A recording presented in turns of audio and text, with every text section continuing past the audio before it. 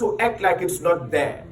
Sarah's beauty, therefore, becomes the center of family life. Decisions are made around Sarah's beauty. Are we still together, saints? We make decisions to manage Sarah's beauty because it's the one key thing that impacts the family and how the family gets to make its decisions. Now let me share this with you. Every family has been blessed by God by a Sarah element. Every family has within itself a fingerprint type of beauty that God gives to a particular family. It is something that you cannot trade with.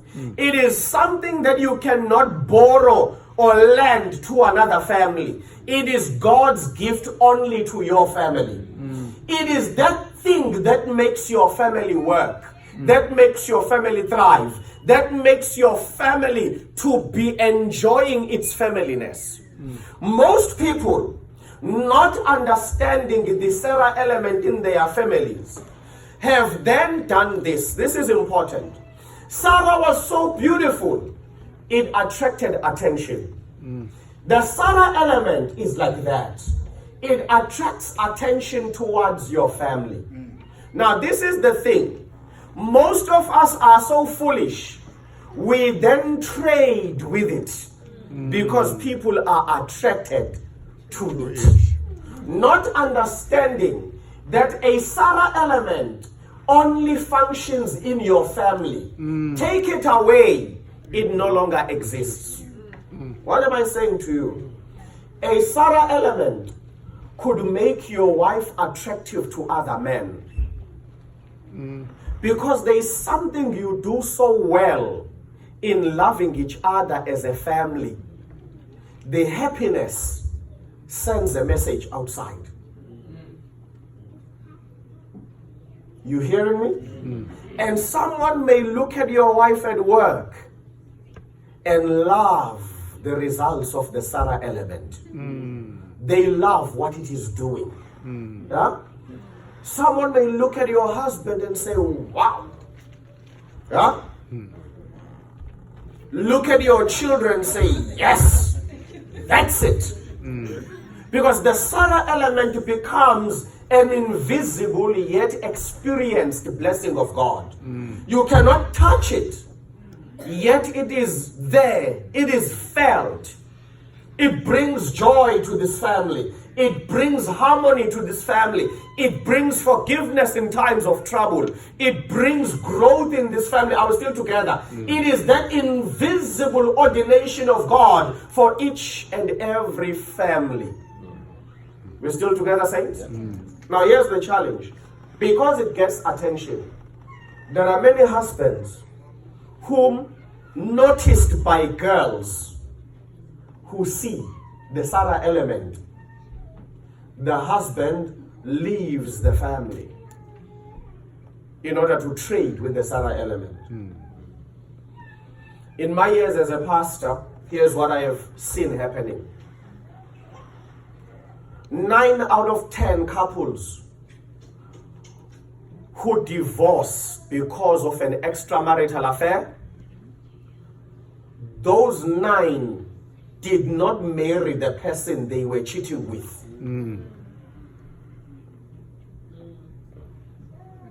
If this person loved you so much they were worth divorcing your spouse, why are you not married to them? You know why? As soon as you leave your wife, God's gift to you also lives. Because it was not a gift to the individual, it was a gift to the couple.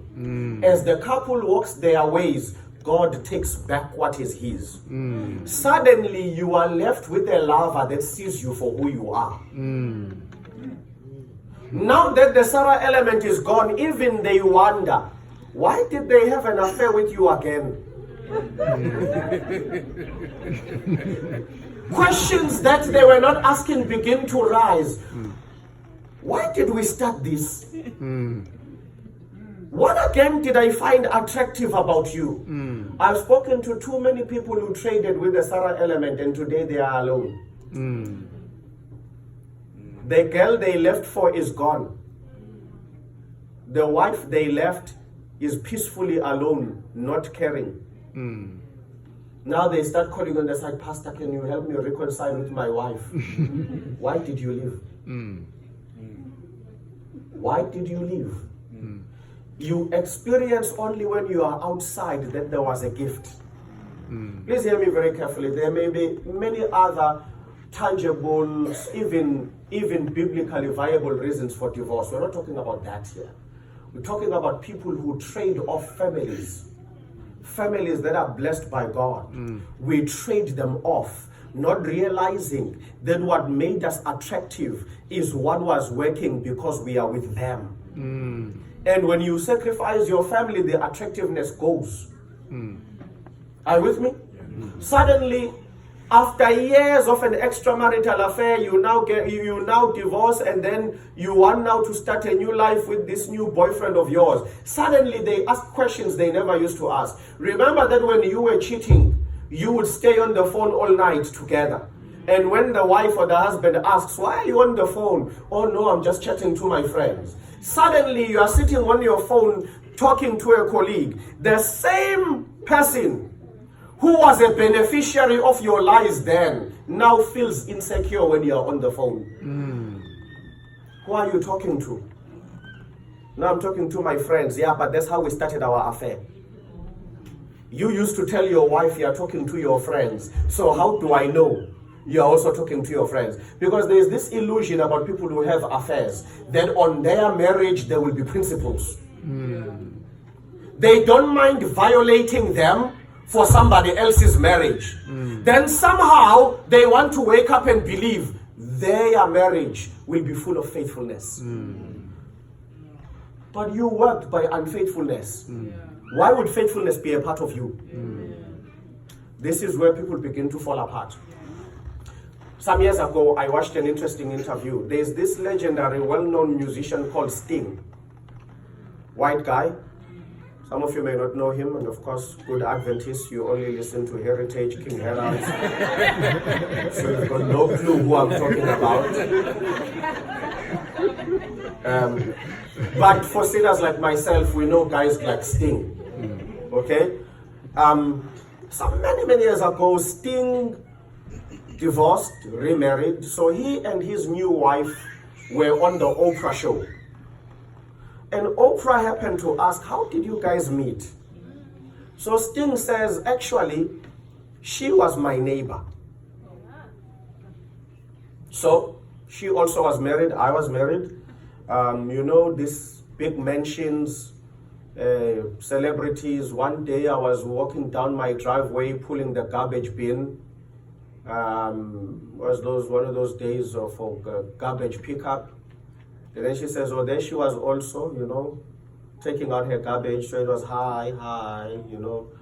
And then, you know, oh, so you live here? Yeah, I live here. Oh, okay. I'm Sting. Oh, so and so. And then ultimately they divorced their spouses and married each other. Okay? Oprah asks the lady, how do you know he is not doing with the current neighbor what he did with you on the first wife? The wife replies, I trust him.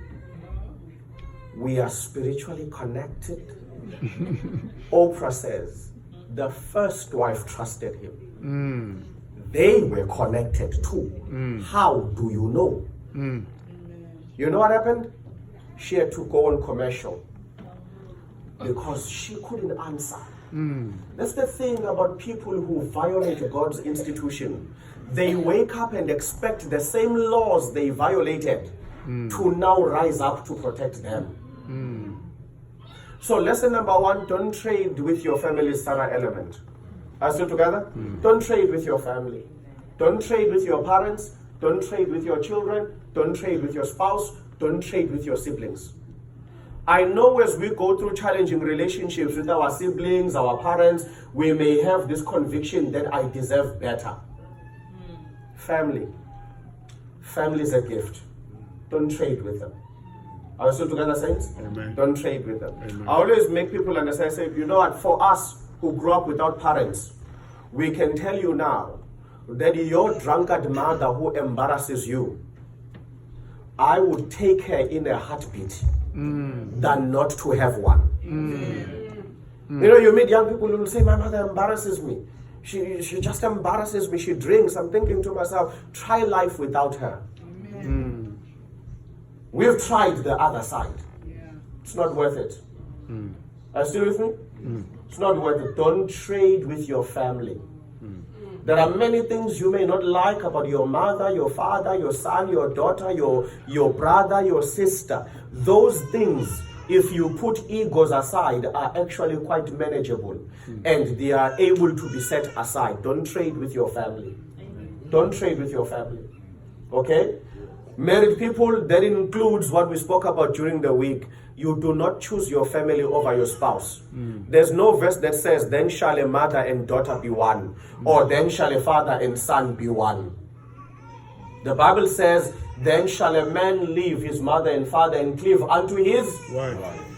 You can never choose your family over your spouse. There's no biblical verse that commands you to. Always choose your spouse even when your spouse is wrong. We won't go into the details because we dealt with it during the week. The second thing that then happens here, which I find fascinating, when they are now in this process, I'll come back to the brother and sister part. In the dream, God says to the king, it's not you who didn't want to sleep with her. Obviously, the way he married her so fast, we all know what was going to happen that evening. Are we still together? There was no way you get married so fast and then at night you sleep alone. Okay? But God says, I intervened.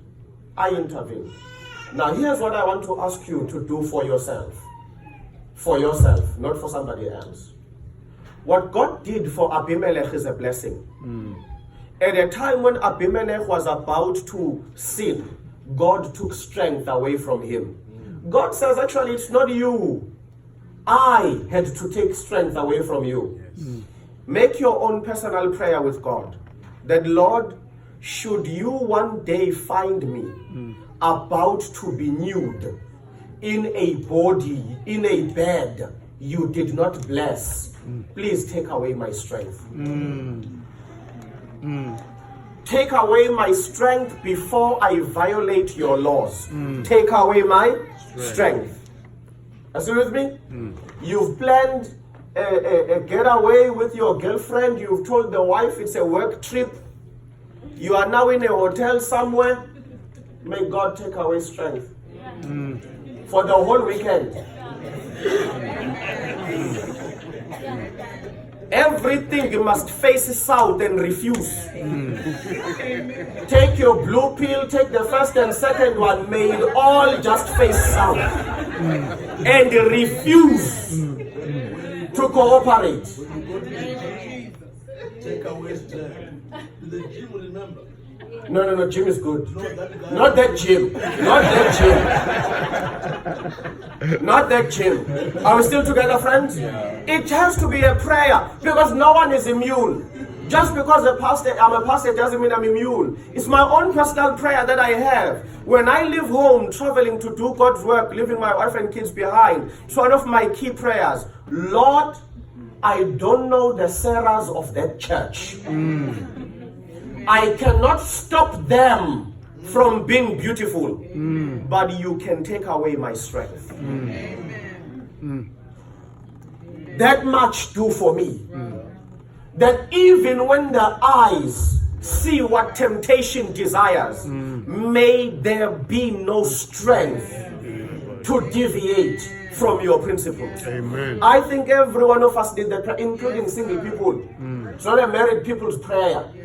You have no authority to be getting naked where you have not said I do. It applies there as well. Are we still together? Strength must just go. Embarrassingly so, go, disappear. disappear. Must find yourself in the bathroom looking at yourself saying, what is going on? And everything says nothing is gonna go on. It is all offline until you get home. Amen. Okay? Amen. Personally, I love Abimelech. I think he's one of the most favored men in the Bible. Amen. What God did for him is something that I wish God did for many men. The world would be a different place. If men were to lose their strength in the wrong bedrooms and only have it in the right bedroom, I think the world would not be in a mess we are in today. We are in a mess because too many men have had too much strength where they were not supposed to have it. Okay? So let's make this a personal prayer. Amen. You know, we travel, we do business, I get it, we are out there. As the American linguistics say, we are hustling. As you are out there hustling, sometimes we spend days away from home. It's a reality. Are we still together, saints? Yes. And because we are trying to put bread on the table, we don't do business with men only. We do business with men, we do business with women. And somewhere in there, some deals are in the hands of people who want a bit of wickedness before they sign on the dotted line. Are you with me? I've met men who had negotiated a deal to an inch, and then the final signature is from a lady that says you could have it all if you and I met at a hotel somewhere. The only thing now just standing between your contract with the state is my signature. And when my pen goes on that paper, the state gives you this mega million contract. You will be collecting garbage for the city for the next 20 years. Those are millions of dollars. Are we together? When a lady says to you, all the government buildings, I'm their facilities manager. You could clean all of them for the next 10 years. Invoices galore. My signature will be on that pen when you meet me in some hotel. Now I bet those are not the easiest times of life. When you look at the poverty back home, you look at this contract, and there's a part of you that says, Jesus, it will be once. Once, Jesus. Let's just do it once. We will never do this again. I will tithe like never before. You will see the things I will do for you from this contract. Oh, friends, God remains very clear. Not even once is acceptable. Not half of once. Not a quarter of once. It is just not a done deal. Strength must disappear. Okay? So manage yourself. Pray for strength to disappear. Thirdly, I want to share this with you. Then the Bible says to us, he then, this is the key part, second to last lesson, he then says, something very important that I need to share, particularly with those of us married or planning to get married one day. Listen to the words of Abraham. He says, I told her, this is how you will show your love to me. What did he say? He says, I told her, this is how you will show your love to me. What did he say?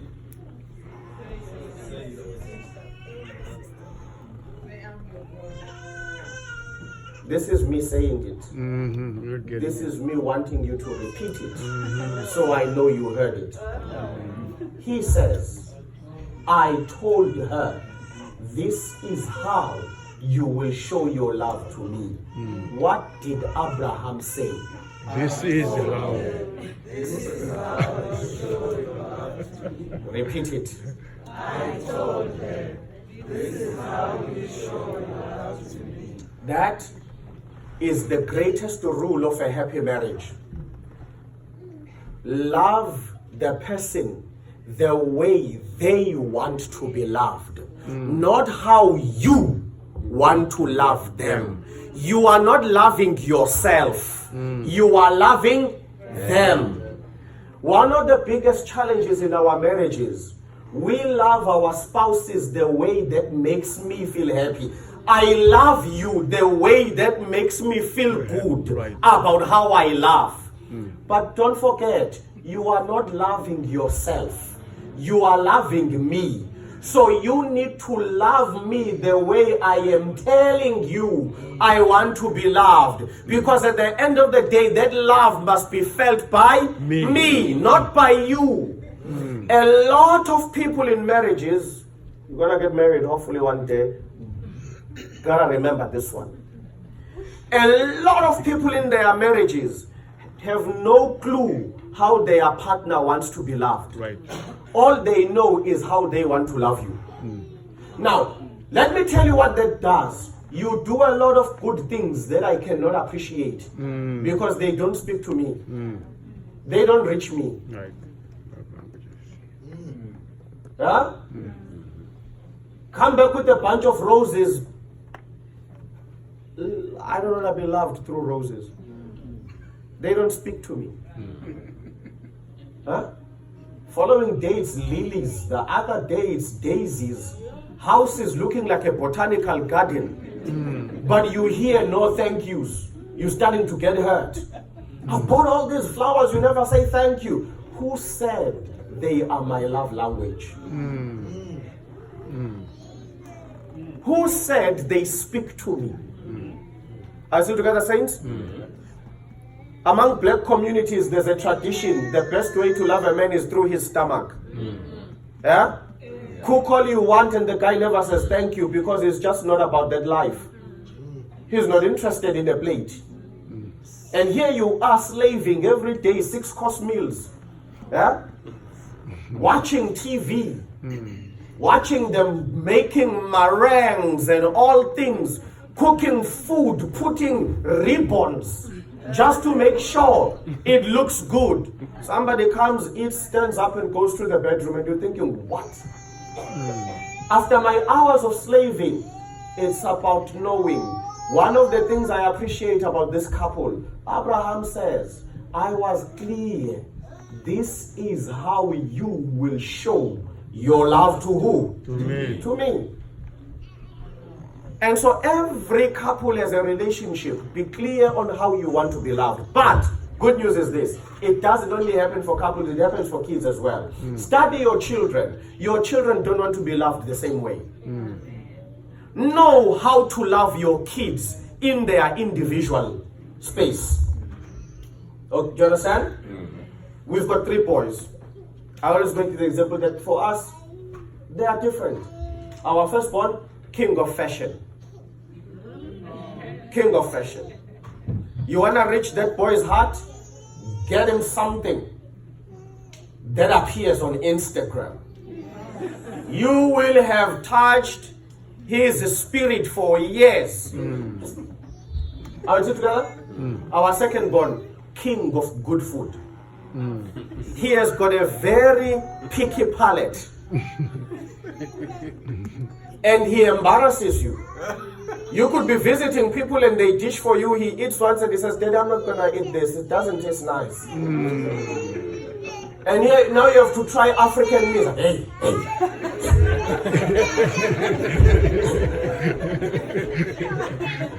He will eat because he respects me. But he's very clear he doesn't like this. So do you know what reaches his heart? It's when I say to everyone, let's go out and eat, choose a restaurant. Oh boy. Heaven's open for him. He doesn't even know which to choose. You understand? He likes food. He likes good food. And I know that when I want to reach him, even when we are picking them up from school, it's just stopping at a restaurant somewhere and saying, okay guys, let's grab something. Oh, you have made his day. Even next week, he'll refer to it. Remember last week, Daddy, when we went to the restaurant? Man, that food was nice. Are you with me? Right. The last born, very affectionate. He wants intimate physical attention. When he speaks to you, he even holds your face. He gets annoyed if you look away. Okay? He wants to be the one doing his thing. You are watching him. Okay? He may be doing nothing. He's just going to say to you, Daddy, you know what? And you say, what? And then he keeps quiet. He just wants to look at you looking at him. And you say, but what? He says, you know what? And then he keeps quiet. Okay? So I know when I want to please him, I have to put him on my lap. I have to talk to him. So how are you, Faith? Hey, how are things? And he used to love the Lion King. There's a scene where Simba enters under Mufasa and they rub each other. So he likes to sit here and he does this under my beard. Okay? And I have to respond. Then he gets off and he walks away feeling like a king. Parents make the mistake of blanketing their children as if all of them are going to be loved the same way at the same time. You can't. Show your children that you honor their individuality. Amen. Look at them as individuals and give them what they need from you. A family becomes strong when its members feel you love me the way I want to be loved. By the way, do you know what that does? When you love people the way they want to be loved, it makes them so happy. They are now ready to appreciate you loving them the way you want to love them. They are now even open to your type because you've given them their type. Lastly, you will tell them, I am your brother, and I will tell them, you are my sister. This statement may sound wrong in the context of the story, but I want to share this with you in a positive light. You know, friends, relationships, whether it's parenting or marriage, require us to be as skilled as Abraham and Sarah. It is not all the storms of life you can face as husband and wife. Some require you to become brother and sister. There are things a wife will not do for you that a sister will do for a brother. There are things a husband won't do for you that a brother will do. Successful families know how to navigate. When facing times of trouble, be a brother and a sister. When the waters are calm, be husband and wife. You see, the brother and sister gear, they were given by God to us in order to temporarily survive a storm. Listen to my words. The gear of brother and sister is not supposed to be permanent. It is supposed to be used to survive a storm. After that, return to husband and wife. Okay? You know what I'm talking about when I say gear? I think you Americans, you shift.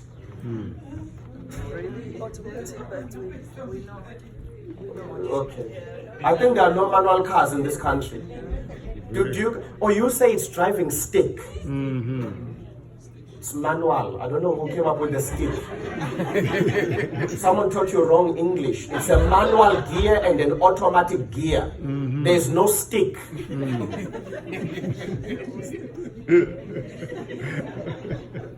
Okay? I don't hear you saying I drive stick. No. Let's teach you proper English. Manual gear. You change manual gears. And then you've got your automatic gear. Yes, you change your manual gear using a stick shift. No.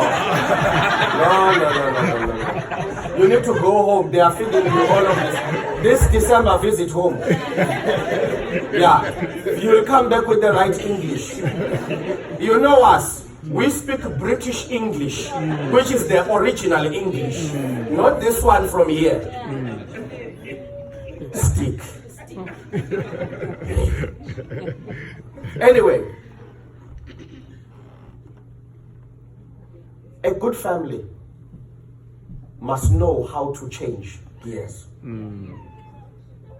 You see, as husband and wife, there are things we will not survive. Some storms, when you enter, become a brother and a sister. Give you an example. Taro, when husbands are angry, they have a tendency to take their wallets with them. When the husband is angry, the wallet is angry. Are you with me? And so now you'll find if his duty at home is to pay the mortgage and for the cars, that month there'll be no payment because the husband is angry. Now, there's a way for us to make sure the family keeps operating even while the husband is angry. When she angers the husband in you, put the husband on neutral. Bring the brother to gear 1. So that the vehicle moves forward. The brother will pay the bills while the husband is struggling to talk to you. Am I making sense to you? Once you put in your brother gear, you are able to do your duties while the husband is healing. Because if you take it all by husband, we are not going to get anything done. When husbands are bruised, things stop. Even children are forgotten at school. You suddenly get a call from the school. Ma'am, we're just wondering, are you not picking up the kids today? Was it my husband then? No, ma'am, they've been standing here for 3 hours. You call the husband. Because he's angry. And when he's angry, duties cease. Learn from Abraham. When I go through trouble, brother. Okay? Brother on Sunday will take your car to the car wash. Brother on Sunday will make sure your car is washed clean. The brother on Sunday will stop at Shell or BP and give you a full tank. Brother will come home. Brother will park your car. Brother will toss the keys on the table and not greet you. The husband is still angry, but the brother makes sure you are sorted for gas this whole week. You get the difference? You get the difference. Learn to navigate. But remember, as I've said, these are temporary gears while solving a problem. Do not sit in it forever. The problem with the brother and sister gear, it has the temptation to keep you in it permanently. You need to manage it. It's a survival gear. Put it in, survive. Okay? Then you resolve your issues. Put the husband on neutral. We are still talking. We are resolving the issue. What happened? Why did you do this? There is discussion. There is forgiveness. When the forgiveness has come, brother goes to neutral. Husband goes to gear 1. Are you with me? Yes. Ladies, it's the same. You cannot always be a wife. Some things you need to approach as a sister. Your husband has hurt you. You come home, you get on the stove, you start cooking. That's being a sister to him. You cook a nice meal, you lay the table, he eats. Sisterly love. Are you with me? Go to the bedroom, put on your leggings, put on your long, thick pajamas, put on your gown, tie your hair with a black pantyhose. That says the wife is gone. Are you with me? I fed you here, but you will not be fed elsewhere. The sister fed you, but the wife is offline. So as a woman in your anger, Don't pack up and go with everything. Are we still together? Put the sister online. The sister will take care of him, but the wife will be on neutral. Are we together? You know when you walk into the bedroom and you see the long leggings and the long pajamas and the gown and the pantyhose, you know, oh boy, there shall be hunger. Okay? Shops are closed, business is off, and you're okay. You got fed, there was food on the table, the sister showed up. Are you with me? The sister showed up. Time is full. Get into that bed, lie there facing up, and accept it. There will be no eating. Just talk to God and say, withdraw strength. We are getting nothing.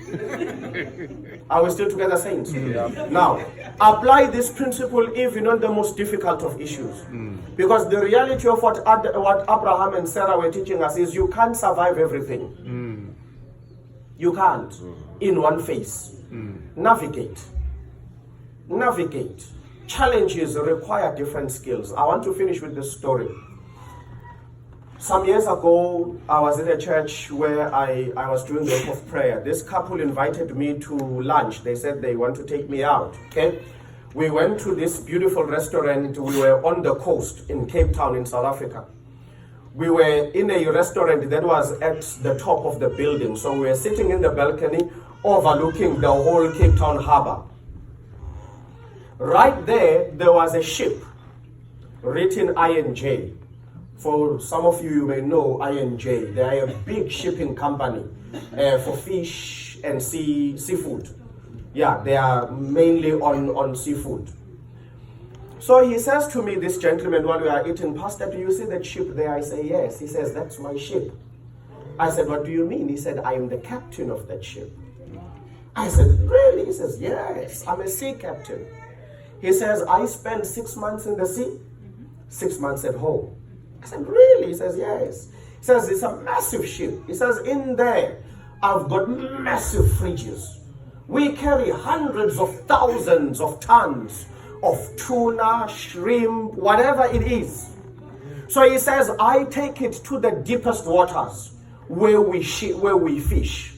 Smaller ships come on the side to offload the tanks and bring the produce to land while we are hauling in the sea. I said, oh wow, fascinating. He says to me, now Pastor, let me tell you, you see how big it is? I said, yes. He says, when we are in the sea, there are waves that pick that ship up as if it's a piece of paper. He says there are waves that will pick it up until it looks to be making 90 degrees. And then he says those waves will disappear and the ship will come back, plunging into the water with its stem, digging the waters up.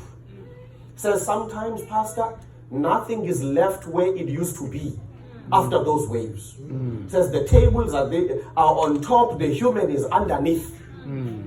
Okay? So I said to him, how do you survive? He says it's easy. He says, when you still hear the ship crackling, he says, you are fine. I said, what? He says, as you hear the ship going, ga, ga, ga, ga, ga, ga, ga, and you hear boats, boom, boom, he says, you are safe. He says, it's when the ship is silent, you must know you are on your way down. I said, explain. He says, you see, when you look at it, it looks like a massive piece of steel. He says, but Pastor, inside, there are rubbers in between the joints. Thick rubbers, 1 meter long, 3, 4, 5 feet thick. He says, if a ship was only steel, those waves would break it. He says, we survive because a ship is actually flexible. He says, as the waves hit, the naked eye cannot see the ship is bending. moving with the waves so that they don't break it apart. It says we bend at certain angles. So it says those noises, it's the rubbers and the steel taking the heat and bending with the waves. See, friends, I need you to know, a rigid family will not survive. If you are made of steel, the waves of life will break you. You will sink. The only way you can run a successful marriage, a successful home, put some Jesus in between the steel. Amen. Amen. So that when the storms hit, allow Jesus to bend you. Take the hit. Amen. When the storm is over, he will sail you back to the harbor. Marriage was not made for rigid people. If you are rigid, it's my way or the highway, you will break and sink. Marriages requires rubbers. Are you with me? Yes. You need rubbers in marriage. You may have gotten married saying, I will never. That's not the language of marriage. Words like never don't apply in marriage. In marriage, you need to move from never to maybe. Because the storm is coming. Are you with me? It's the same with your children. If you are rigid, you will lose your children. Ellen White says, the rule of love should govern how we raise our children. She says, a commanding love will always achieve more in a child than a voice of an instruction. Be flexible. We are sheep on the sea of life. Some sheep are breaking next to us. We watch them break and sink every year as they file for divorce. What happened? They did not insulate the joints with the rubber. When the storm came, it hit metal and metal broke. May God bless you. May God keep you. I've kept to my time just a bit. Forgive me for the 10 minutes extra. It was a pleasure to serve you, for me and my wife to minister to you. Amen. And may God bless you and keep you with your families.